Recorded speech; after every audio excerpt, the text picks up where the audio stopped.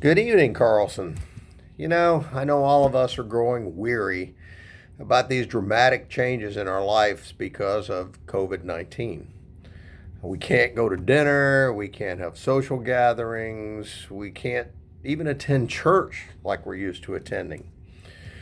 Well, even when we go to take care of the things that are essential, we kind of think about them and we stop and we hesitate and we venture out with a great deal of fear and trepidation. Our vocabularies become full of brand new words like social distancing and essential functions and safe at home. Now, I thought essential functions up to this point were eating and sleeping, and safe at home was a broadcaster's call that you heard when there was a baseball game with a close play at the plate. Not anymore. All these words have taken on new meanings. And it can be very depression inducing.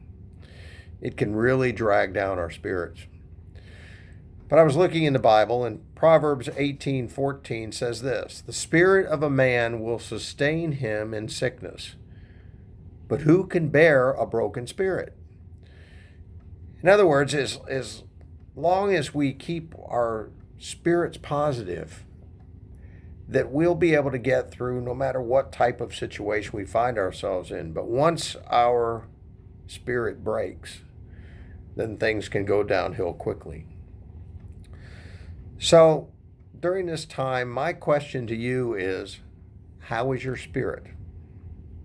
Now, Proverbs 15:13, if you flip back in your Bible a couple of pages, gives us some guidance and some advice. It says, "A merry heart makes cheerful countenance, but by sorrow of the heart, the spirit is broken." So we have a certain amount of control over how we get through this. If we keep ourselves happy, if our heart is happy, if it is filled with joy and contentment, we'll easily get through this situation. Now, we all want to do things and we want to go places. We don't want our lives disrupted in the way they've been disrupted. And unfortunately, that results in frustration, exasperation, anger, sadness, and even depression. But I want to give you another way of looking at this situation. What is the biggest complaint that most of us had prior to the situation now with COVID 19? And if you're like most of us, I think that the thing you complained about the most was having a lack of time to do those important things because we're too busy. Well, guess what? Those excuses are now gone.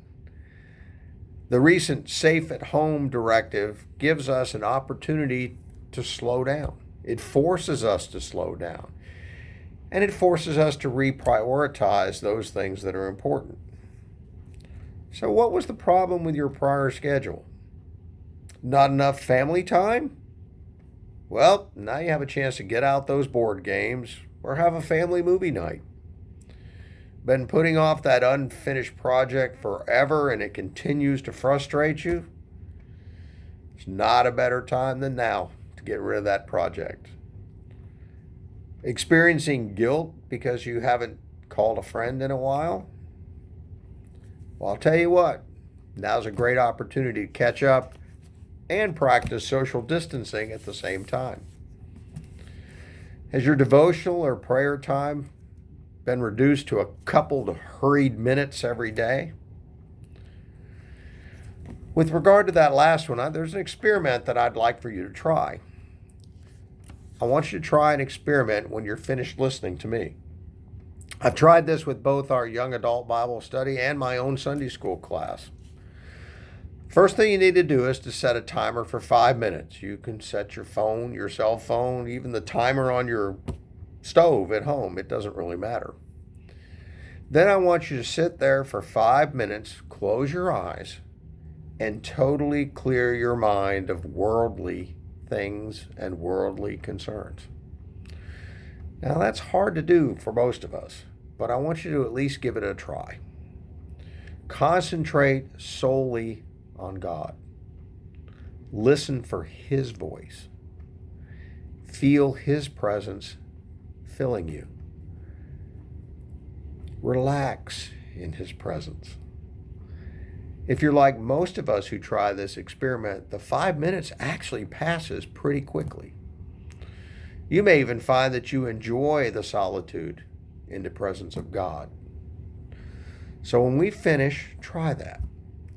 5 minutes with your eyes closed, concentrate solely on God and His presence and listen to His voice. Once you've completed that, go forward with your daily lives. I won't say your daily routine because nothing about what's happening right now is anywhere close to being routine. Be safe and take precautions. Remember that while God did not give us a spirit of fear, He also did not give us a spirit of stupidity either. So take the precautions that you need to take. I hope you've enjoyed our time together. I have. God bless.